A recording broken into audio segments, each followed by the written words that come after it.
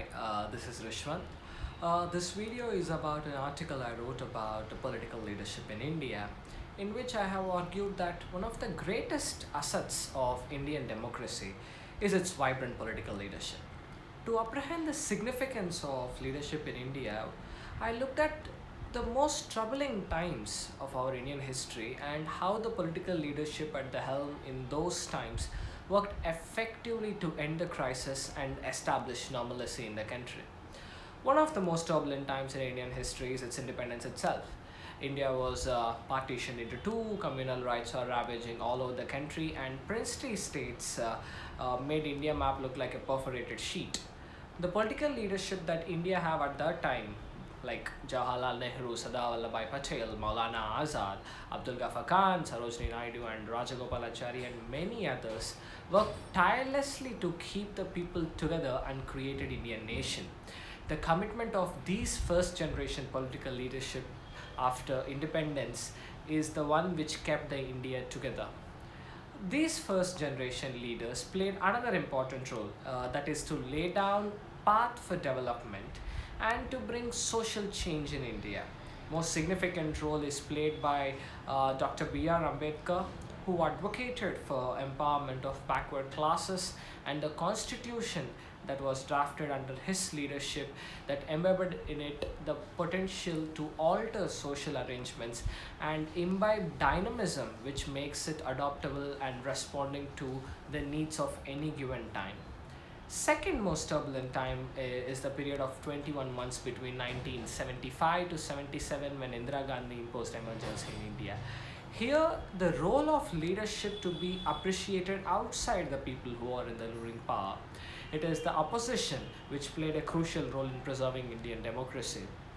Jayaprakash Narayan, who resigned from active politics and involved in pursuing Gandhian constructive program along with Vinoba Bhave, was brought back to lead the movement against Indira Gandhi. Many other opposition leaders participated in this movement and courted arrests. Masses joined in this movement to protect Indian democracy and their right to freedom of expression. Finally, Indira Gandhi had to accept the people's movement, lifted the emergency, and called for a national elections in which the Congress lost its majority for the first time in Parliament, with Indira Gandhi losing her own seat and first non-Congress government was formed at the center. It is fascinating to see how an event considered as a move to topple the democracy actually strengthened it by creating a space for opposition to grow. The third crisis came in 1990s, that is balance of payments crisis. India is in the edge of defaulting its foreign obligations and losing its face in the world. At this juncture, P.V. Narasimha Rao was made the Prime Minister of India. Narasimha Rao had to deal with problems in both political and economic fronts. Narasimha Rao showed a new style of leadership in dealing with these issues. Rao depended on bureaucrats instead of politicians. He brought in Manmohan Singh as finance minister. Other bureaucrats like Amarnath Verma, Naresh Chandra, P.V.R.K. Prasad, and Montak Singh worked together with Rao and Manmohan Singh to speed up the reforms in India. Bureaucrats occupied a central point in Rao's administration. He showed how, in a democratic setup, the political leaders on one side and the officials on the other hand can work together to bring changes in the country.